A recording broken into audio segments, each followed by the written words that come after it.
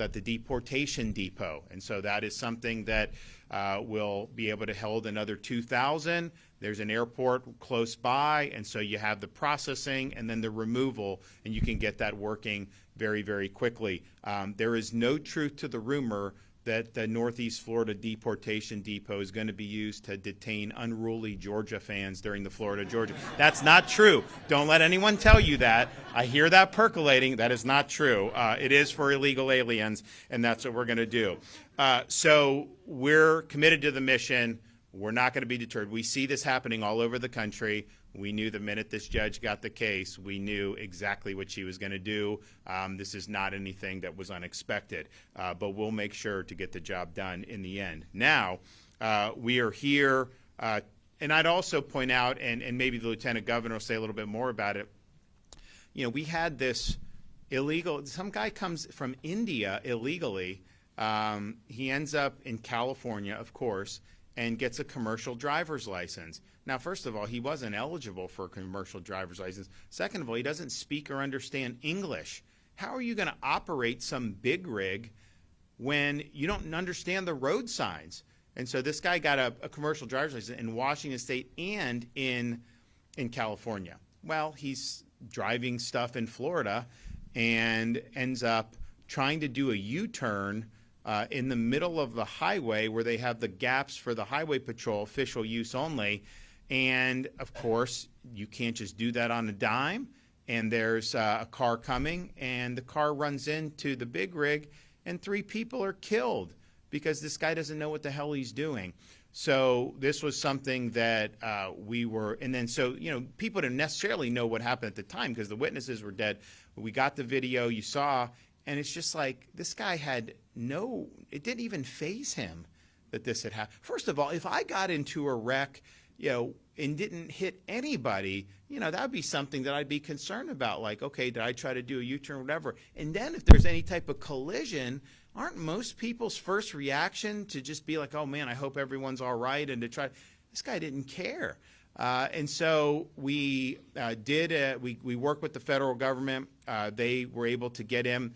The U.S. Marshals were able to, once that evidence came in, were able to detain him. We sent the Lieutenant Governor out to personally extradite him back to Florida yesterday. And so he is in Florida, and he is facing justice in Florida for those 3 deaths. But that's not enough. Yes, we'll hold him accountable, and he's going to potentially spend decades in prison, but why would a company, and this is a California company, why would they put someone behind the wheel of one of those things when this guy can't even communicate and doesn't understand English? And so the Trump administration, I think commendably, has already revoked the company's license to operate, and I think that's absolutely appropriate. We're going to be looking at what our remedies are, or maybe from the victims' families' remedies against a company that didn't seem to care about public safety. But then you also have the issue of California. You know, we've talked about these, I mean, we've seen this on display. Certainly since I've been governor, you see what has happened to Chicago. It's collapsed. What's happened to some of these places in California? You got homeless everywhere. You got obviously high taxes. You got people leaving. New York City, I mean, as bad as that got under de Blasio, I'd say, you know, buckle your seatbelt if this new guy gets in. I mean, it's going to be a total disaster, and it's a predictable outcome of leftist policies being put in place. And we contrast that. We criticize it. We say, hey, people are leaving your state and everything. But it's not just kind of a philosophical debate. Yeah, Florida, you know, people want to come here. We have low tax. We're doing all this stuff, low crime. The reality is those sanctuary policies of California are spilling over, and they are impacting people around the country. And this is a great example of that happening.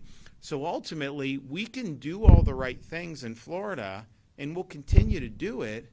But unless these sanctuary jurisdictions like California are reined in, you are going to continue to expose Americans in other states to the problems that flow from not caring about borders or not caring about the rule of law. So I just wonder, like in Congress, you know, we've got a Republican Congress. all these guys that run when they ask you for their vote, oh, I'm going to stop the board, I'm going to be tough on him. Not one runs openly on being weak on immigration, right? Because they know they would lose if they did that. And so, but yet, they haven't defunded sanctuary states like California. They haven't defunded sanctuary cities.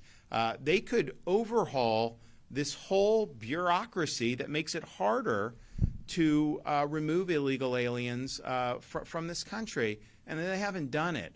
So I think ultimately they're going to have to step up to the plate. What happened in Florida is the predictable consequence of these sanctuary policies. But you know, we as Floridians, we can't reach out and change California's policies. Like, that's beyond our capacity as a state government. You know, I have people, you know, saying, oh, we wish California was doing, you know, what you're doing. I was like, well, you got to elect different people. I mean, ultimately, that's what you got to do, and they haven't been willing to do that. So I think it's going to continue.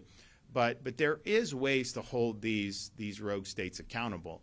And Congress has the power of the purse. Congress has the ability to regulate appropriately, and certainly can help streamline the immigration operations that are being undertaken both in Florida and with the Trump administration. So I thank Lieutenant Governor Collins for going out there, bringing him back. I know there's going to be really swift justice that's going to be administered, but this did not need to happen. This was totally avoidable, and it is the result of bad policies. Now, which brings us here today. We have recognized this issue as being something that's very important. I mean, I've been in Northwest Florida talking about different things that we've done. During the Biden border crisis, we sent people to the southern border. We were the first state to help Texas back in 2021 by sending folks to the southern border. We're also not a sanctuary state. You know, when I became governor, they had not banned sanctuary cities in Florida. We got that done. We banned sanctuary cities. We don't allow driver's license for illegal aliens in Florida. We don't recognize out-of-state driver's license like California issued to illegal aliens. We don't allow local governments to issue ID cards to illegal aliens, and we don't even allow not NGOs to issue ID cards because they try to do this and try to get into all this. So we've been very strong on all of that stuff, as well as, you know, when I became governor, they gave in-state tuition for illegals. We got that repealed. So we've done a lot of really good stuff. But the reality is, when Biden was in, it's like swimming upstream. You can make sure you have good policies, but if our highway patrol would stop somebody who's here illegally, Biden's people wouldn't do anything about it. They would just release them and let them go on their business. So there was really no interior enforcement. So when President Trump won election in November of 2024, we saw that as an opportunity to finally address this issue once and for all. And we may not get another chance to do it if we don't get the job done now. So we, at the beginning of this year, I called a special session of the Florida legislature. We needed to make sure that in the state of Florida, yeah, we're not a sanctuary state, but we want to be part of the solution. We're not just going to sit on our hands. We, because of that legislative push that I made, we are the only state in the country that requires all state and local law enforcement agencies to participate with DHS on immigration enforcement and removal operations. And that's made a huge difference. We've now set the standard. Other states are now following suit, not just on the detention and processing, like got a lot of news with Alligator Alcatraz, but so many other things that we're doing. And the Florida Highway Patrol has really been a huge part of that effort. I believe they were the first agency in the entire country to execute a 287G agreement with the Department of Homeland Security.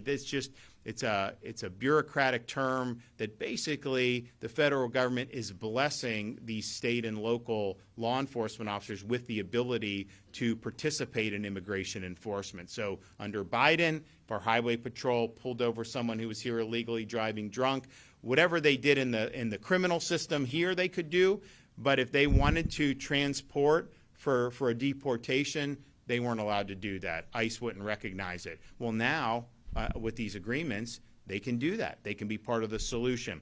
So we're really glad that we were able to do that, and so we've really led the way on all of that stuff.